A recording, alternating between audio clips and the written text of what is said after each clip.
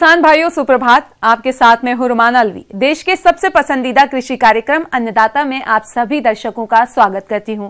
उगते सूरज और चलती ठंडी हवा के साथ आज के कार्यक्रम में लेकर आई हूं खेती बाड़ी से जुड़ी हुई नई नई तकनीक के बारे में जानकारियां। दिन प्रतिदिन कृषि में प्रयोग होने वाले यंत्रों के आविष्कार के चलते हमारे किसान भाइयों का रुझान भी इन यंत्रों की तरफ बढ़ता जा रहा है, क्योंकि इनके प्रयोग में एक तो समय के साथ साथ श्रम की बचत होती है और दूसरी तरफ इससे कृषि लागत में भी कमी आती है। तो इन्हीं यंत्रों में आज हम जानकारी लाए हैं पावर टिलर के बारे में। तो ये पावर टिलर कैसे काम करता है और किसानों के लिए किस प्रकार से उपयोगी है, इस बारे में जानकारी दे रहे हैं कृषि विज्ञान केंद्र टांकरडा, जिला जयपुर के फॉर्म मैनेजर राकेश शर्मा।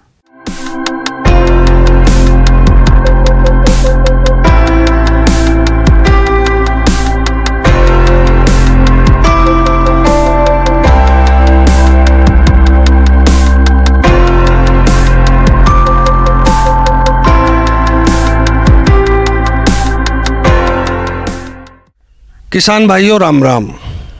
आज के परिदृश्य में कृषि में जब जोतों का आकार बहुत छोटा हो रहा है, किसानों के पास बहुत कम ज़मीन हो रही है, तो वो बड़े ट्रैक्टर बड़े यंत्र लेने में सक्षम नहीं है।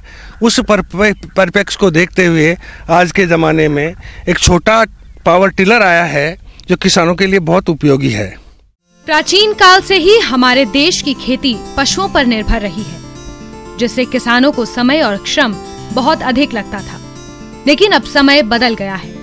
किसान खेती के नए नए तौर तरीके अपना रहे हैं। पशुओं और मजदूरों की जगह अब मशीनों ने ले ली है। इन्हीं यंत्र में खेती में काम आने वाली खास मशीन है पावर टिलर, जिसने किसानों का काम काफी आसान कर दिया है।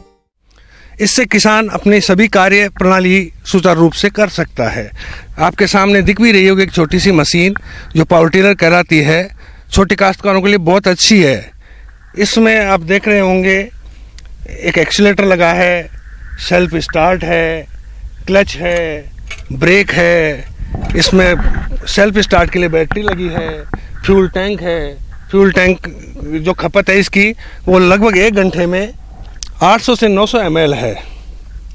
और अगर रोटोवेटर चला रहे हैं जब है ये स्थिति 800 से 900 ml, कल्टीवेटर चलाते हैं, रिपर चलाते हैं, तब थोड़ी सी इसकी खपत कम हो जाती है। जोतों का आकार छोटा हो रहा है, किसान बड़े यंत्र खरीद नहीं पा रहा, महंगे यंत्र खरीद नहीं पा रहा। उस परिप्रेक्ष्य में इसको खरीद कर वो 80-90 हज़ार में खरीद कर अपने सारे कार्य कर सकता है। पावर टिलर खेतीबाड़ी की एक ऐसी मशीन है जिसका उपयोग खेत की जुताई से लेकर सभी कार्य आसानी से किए जा सकते हैं। तो ये पावर टिलर यंत्र किसानों के लिए किस प्रकार से उपयोगी है, आइए जानते हैं। ये मशीन जो आपको दिख रही है, पावर टिलर जो दिख रहा है, काश्तकार के बहुत सारे काम करता है।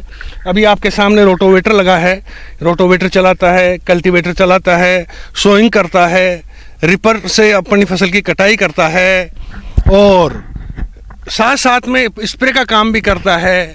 और इससे वाटर की लिफ्टिंग भी कर सकते हैं और वाटर को खेत में सप्लाई करने के काम भी ले सकते हैं।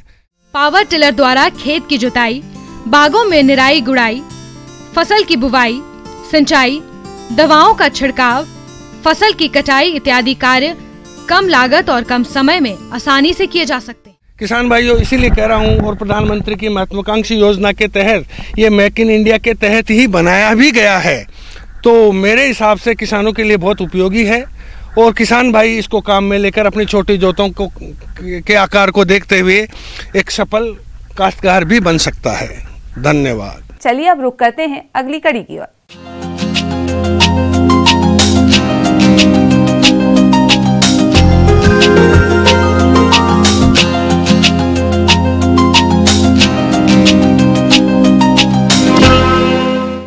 जैसा कि किसान भाइयों अपने राज्य में इस समय और बरसात में फलदार पौधे लगाए जाते हैं, तो बहुत से किसान नया बाग लगाने की सोच रहे होंगे। इसलिए किसान भाइयों, अगर आप फलदार बाग लगाना चाहते हैं तो आपको नया बाग लगाने के लिए और बाग में सिंचाई के लिए ड्रिप पर सरकार द्वारा अनुदान तय है। तो किसान भाइयों, आपको बाग लगाने के लिए कितना अनुदान मिलेगा और अनुदान लेने की क्या प्रक्रिया है, इस बारे में जानकारी लेते हैं हड़ौती जिला करौली के कृषि पर्यवेक्षक धरतीराज मीणा से।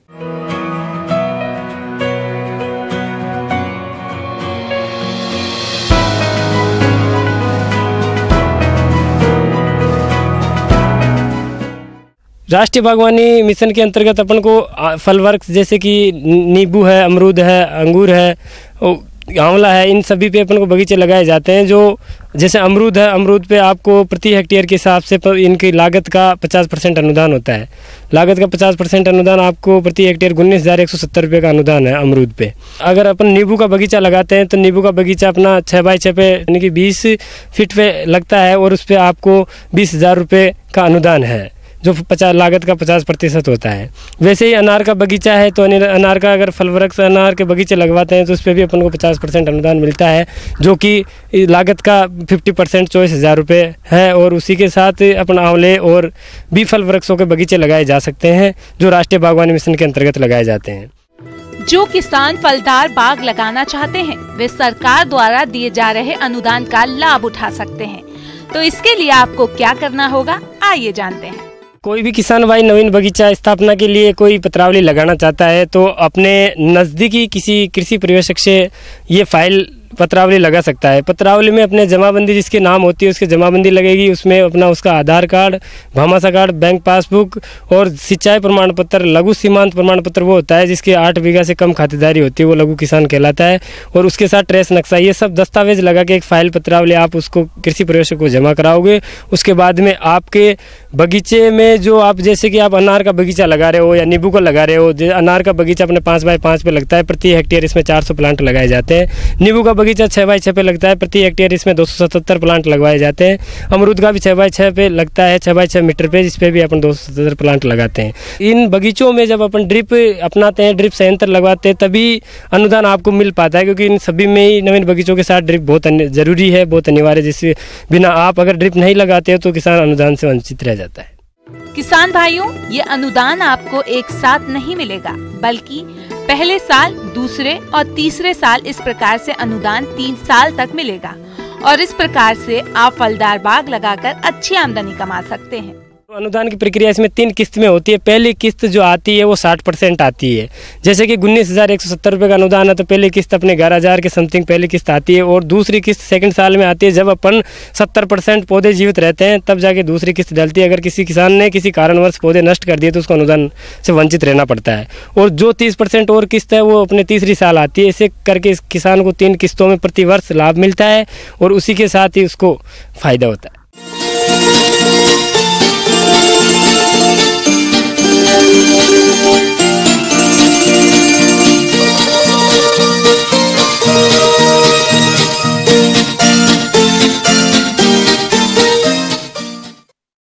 किसान भाइयों, मछली पालन एक लाभकारी व्यवसाय है। आज के समय में अगर एक्वेरियम में रंगीन मछलियों के पालन की बात करें तो ये अच्छी आय का जरिया बनता जा रहा है। अगर आप एक्वेरियम में रंगीन मछलियों का पालन करना चाहते हैं तो किस प्रकार से करें इनका पालन, इस बारे में जानकारी दे रहे हैं डॉक्टर शिवेंद्र कुमार।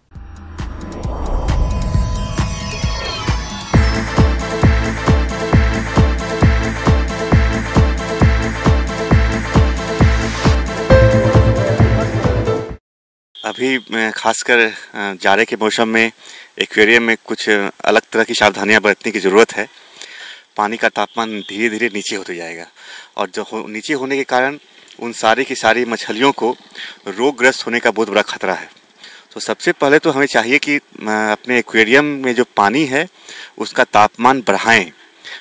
थर्मोस्टेट आते हैं अभी, जिसको कि अपने एक्वेरियम में लगाकर अपने एक्वेरियम के पानी का तापमान बढ़ा सकते हैं और एक ऑप्टिमम टेम्परेचर दे सकते हैं मछलियों को, जिससे मछलियाँ का जो अपना जो मेंटेनेंस है, मेटाबॉलिज्म है, वो सारा का सारा मेंटेन हो जाएगा। इसलिए अच्छा होगा कि थर्मोस्टेट लगाएं अपने एक्वेरियम में और पानी का तापक्रम एक ऑप्टिमम लेवल तक तैयार रखें। दूसरी चीज़ है कि अभी कोशिश करनी चाहिए कि 15 दिन में एक बार ज़रूर से ज़रूर अपने एक्वेरियम के पूरे पानी को बदल दें और दूसरा पानी डाल दें। खासकर अगर पूरा नहीं तो 3/4 पानी बाहर निकाल दें और बाहर भी जो मछलियां जो अंदर एक्वेरियम के अंदर हैं उनको निकाल कर उसी पानी में रखें। और फिर जब नए पानी तालाब में जो एक्वेरियम में डालेंगे उसके बाद तब उस मछलियों को धीरे धीरे कर उसमें डाल दें, जिसके कारण होगा कि ऑक्सीजन की मात्रा तो पर्याप्त रहेगी ही, साथ में तापक्रम जो पानी का होगा वो अच्छे से रहेगा। इसलिए बेटर होगा कि हर 15 दिन में एक बार एक्वेरियम का पानी का बदलाव जरूर करें। एक्वेरियम में पानी हमेशा क्लोरीन रहित, शुद्ध एवं ताज़ा होना चाहिए। पानी भरते समय एंटी क्लोरीन डालना चाहिए, मछलियों के लिए हितकर होता है। बोर पानी अगर इस्तेमाल कर रहे हैं तो पहले बोर से पानी एकत्र करके 2 दिन बाहर रखना चाहिए और फिर उसे एक्वेरियम में डालें। रोगग्रस्त होने का भी बहुत बड़ा खतरा है। इस कारण से जब भी पानी बदलें उस समय पोटासियम परमैंगनेट के घोल में एक बार मछलियों को एक डिप ट्रीटमेंट देकर तभी उसको पुनः एक्वेरियम में रखें, जिसके कारण कि उनके जितने भी परजीवी होंगे या जो भी कीटाणु होंगे वो उनको कुछ इफेक्ट नहीं कर पाएंगे, वो मर जाएंगे और मछलियाँ स्वस्थ रहेंगी। तो इस तरह से कर अभी हम अपने एक्वेरियम का मैनेजमेंट कर सकते हैं। एक्वेरियम के अंदर के सौंदर्य को बढ़ाने के लिए उसमें जलीय पौधों को उगाइए, क्योंकि इसकी वजह से उसे एक्वेरियम में प्राकृतिक ऑक्सीजन मिलता है और एक्वेरियम और भी अधिक आकर्षक दिखने लगता है। साथ ही मछली का जीवन समय भी बढ़ जाता है। यहाँ इस बात को ध्यान में रखें कि एक्वेरियम के ऊपर सीधी सूर्य की रोशनी नहीं आनी चाहिए, क्योंकि धूप लगने पर एक्वेरियम में फफूंद जैसा हरा कवक पनपने लगता है, जो मछलियों को नुकसान पहुँचाता है। इसके अलावा एक्वेरियम के पानी का तापमान ज्यादा या कम होने से मछली के ऊपर दबाव पड़ता है और मछलियाँ मरने लगती हैं। एक्वेरियम की मछलियों को ज़्यादा खाना देने पर एक्वेरियम ज़्यादा गंदा होगा और उस पर ऑक्सीजन की मात्रा कम हो जाएगी। इसलिए आहार एक सीमित मात्रा में ही, कम ज़्यादा नहीं, एक दिन में एक बार ही खाना दें। और वो भी जितनी आजकल मार्केट में रंग बिरंगी पिलेटेड माइक्रो इनकैप्सुलेटेड डाइट आ रही हैं, जिसको कि आप अगर देते हैं मछलियों को तो 1 से 2 दाना मछलियाँ, छोटी क्योंकि मछलियाँ का साइज़ बहुत छोटा होता है, 1 से 2 दाना इनफ होता है। सो प्रति मछलियाँ 2 दाने के हिसाब से अगर दिया जाए और हर मछलियों को खाना दिया जाए, खासकर माइक्रो इनकैप्सुलेटेड डाइट के रूप में, अच्छा है। लेकिन अगर पॉसिबल हो तो नेचुरल फीड, खासकर इन्फुसोरिया या कोई भी जो नेचुरल जो कीटाणु होते हैं जो मछलियां खाती हैं, उनको अगर 1 सप्ताह में 1 बार भी अगर दिया जाए तो मछलियां का स्वास्थ्य अच्छा रहेगा, उनका जो कलर होगा वो ज़्यादा निखर कर रहेगा और ज़्यादा देखने में अच्छा भी लगेगा। बढ़ते हैं अगली प्रस्तुति की ओर।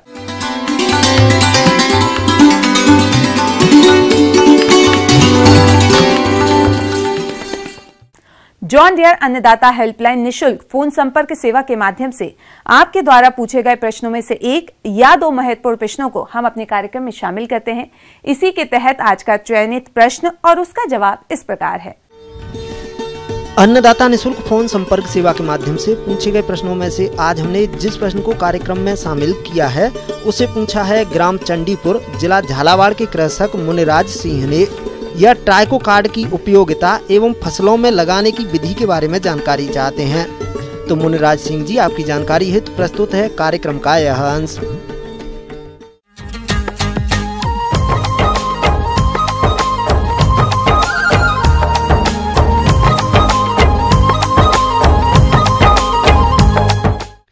मैं आज आपको ट्राइको कार्ड्स के बारे में बताना चाहूँगा, जो कि आज के समय की ज़रूरत है।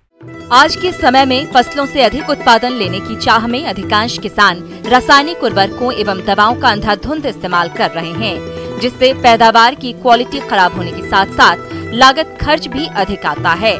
इन सब से बचने का सबसे अच्छा उपाय है खेती में जैविक तरीकों को अपनाना, और जैविक तरीकों में आज बात करने वाले हैं ट्राइको कार्ड के बारे में, जो इस प्रकार से है।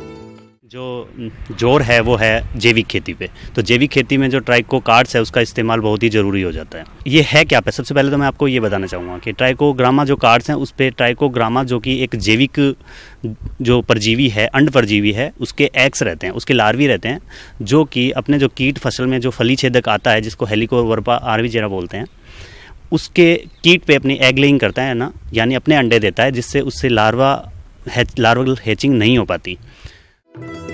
किसान भाइयों, अभी आपने ट्राइको कार्ड के बारे में जाना। अब बात आती है कि इस कार्ड को किसान कौन कौन सी फसलों में लगाकर कीटों का कम खर्च में नियंत्रण कर सकते हैं, जिसके बारे में जानकारी के लिए मिलते हैं। ट्राइको कार्ड्स फिलहाल जो फसल, इसका इस्तेमाल लेपिडोप्टेरन जो ऑर्डर होता है कीटों का, उसके जो पेस्ट होते हैं, बोरर्स होते हैं, जो फली छेदक है, तना छेदक है, उनके लिए हम किसान भाई इस्तेमाल करते हैं। जो फिलहाल फसल लग रही है वो है चना, जिसमें फली छेदक की समस्या बहुत ज़्यादा आ रही है, तो फली छेदक में हम इसका इस्तेमाल कर सकते हैं। और फली छेदक में भी टमाटर लग रहा है, टमाटर में भी हेलिकोवर्पा आर्विजेरा की समस्या रहती है। चने में भी हेलिकोवर्पा आर्मीजेरा की समस्या रहती है, तो इन फसलों में इसका इस्तेमाल कर सकते हैं। बाकी जो फसलें हैं वो है, गन्ना में फल ये जो तना छेदक लगता है, और मक्के की फसल में भी तना छेदक लगता है, कपास की फसल में जो सुंडी लगती है उसमें भी हम इनका इस्तेमाल कर सकते हैं। के लिए इसको इस्तेमाल कैसे करना है, इसको सबसे पहले अपने कार्ड्स लेते हैं और कार्ड्स को फसलों में या तो सुबह के समय या फिर शाम को उसको फसल पे लगा देना है, यानी बांध देना है। और सबसे पहले कार्ड को लेने के बाद इसको काफ़ी लगभग 20 से 30 टुकड़े करने हैं और उन टुकड़ों को फसल पे अंदर की साइड फोल्ड करके लगाना है, ताकि जो एग्स हैं उन पे डायरेक्ट सनलाइट ना पड़े, क्योंकि सनलाइट पड़ेगी तो उससे जो उसके अंदर जीव मौजूद है वो भी मर सकता है। तो इसको अंदर की तरफ फोल्ड करके और फिर फसल पे लगाना है, और प्रति हेक्टेयर 3 से 4 कार्ड्स लगाने हैं। 3 से 4 कार्ड्स लगाने हैं। और ये किसान भाइयों को ध्यान रखना है कि जो पेस्टिसाइड्स का अपने पेस्टिसाइड भी डालते हैं, तो वो कार्ड्स लगाने से 15 दिन पहले और 15 दिन बाद में कम से कम अगर कार्ड्स लगा दिए तो उसके 15 दिन बाद में इस्तेमाल करें, और जिस समय कार्ड लगा रहे हैं तो कम से कम 15 दिन पहले इस इंसेक्टिसाइड दिया हो, उसके बाद में ना दिया हो। इसका विशेष रूप से ध्यान रखना है। फसलों में कीटों को नियंत्रित करने का सबसे आसान और सुरक्षित उपाय है ट्राइको कार्ड लगाना, जो कम खर्चीला होने के साथ साथ पर्यावरण के दृष्टिकोण से काफी अच्छा है। तो किसान भाई अपने फसलों में ट्राइको कार्ड को किस तरह से लगाएं, इस बारे में जानकारी के लिए मिलते हैं। मैं किसान भाइयों को बताना चाहूँगा कि जो इसका इस्तेमाल करना कब है, जब अपने को हेलिकोवर्पा की लट जो दिखाई देती है उसकी एडल्ट स्टेज अपने को जब दिखाई देने लग जाए, तब अपने को कार्ड्स उस समय वहाँ पे कार्ड्स अपने को लगाने हैं, ताकि जब एग्स मौजूद होंगे तो पैरासाइटाइजेशन के लिए तो कार्ड्स अपना काम करेंगे। किसान भाइयों को मैं बताना चाहूँगा कि इसका 10 दिन के अंतराल पे आपको इन कार्ड्स को रिप्लेस करना है और 2 या 3 बार इसका इस्तेमाल करना है। और इंसेक्टिसाइड्स का इस्तेमाल अपने को कम से कम करना है, इसीलिए अपने को ट्राइको कार्ड्स यूज़ करना है। इसका सबसे ज़्यादा बेनिफिट ये है कि ये इको फ्रेंडली है, पर्यावरण प्रदूषण कम करता है, कॉस्ट इफेक्टिव है, किसान की बचत भी होगी और उससे किसान की आय भी बढ़ेगी और खर्चा भी कम लगेगा। तो मैं एक संदेश देना चाहूँगा कि ट्राइको कार्ड्स का इस्तेमाल ज़्यादा से ज़्यादा करें। तो जैविक खेती पर जोर दे रहे हैं और जैविक खेती से ही हमें अगर उत्पादन बढ़ाना है और उत्पादन लेना है तो हमें ट्राइको कार्ड्स का इस्तेमाल हमारे लिए ज़रूरी हो जाता है। तो ज़्यादा से ज़्यादा ट्राइको कार्ड्स का इस्तेमाल करें, केमिकल्स का इस्तेमाल कम से कम करें।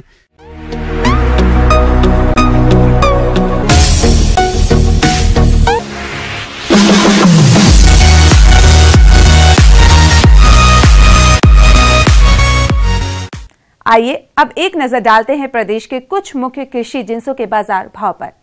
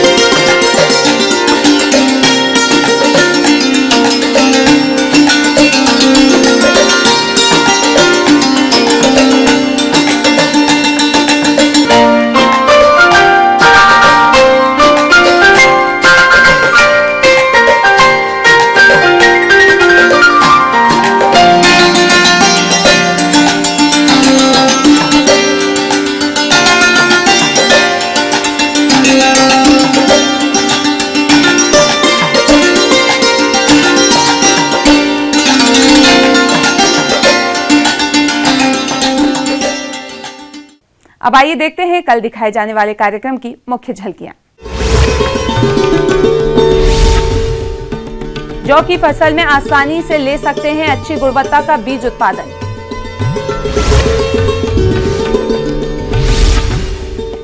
मुर्गी की प्रतापधन नस्ल किसानों के लिए है वरदान। हम ये उम्मीद करते हैं कि आज का कार्यक्रम आप सभी दर्शकों के लिए उपयोगी रहा होगा। किसान भाइयों, अन्नदाता आपकी सेवा के लिए संकल्परत है। कृषि संबंधी समस्या एवं सुझावों के लिए आप हमें इस पते पर संपर्क कर सकते हैं। प्रोड्यूसर अन्नदाता, ETV Rajasthan, Ramoji film city, Hyderabad.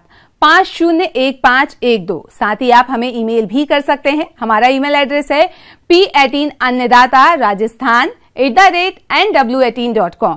इसके अतिरिक्त आप हमें जॉन डियर निशुल्क हेल्पलाइन नंबर 180041922155 पर सोमवार से शनिवार सुबह 10 से शाम 4 बजे के बीच संपर्क कर सकते हैं। अब समय हो रहा है आपसे विदा लेने का, तो हमारी अन्नदाता टीम को दीजिए इजाजत। कल फिर इसी समय आपसे मुलाकात होगी कृषि संबंधित कुछ और महत्वपूर्ण जानकारियों के साथ। नमस्कार।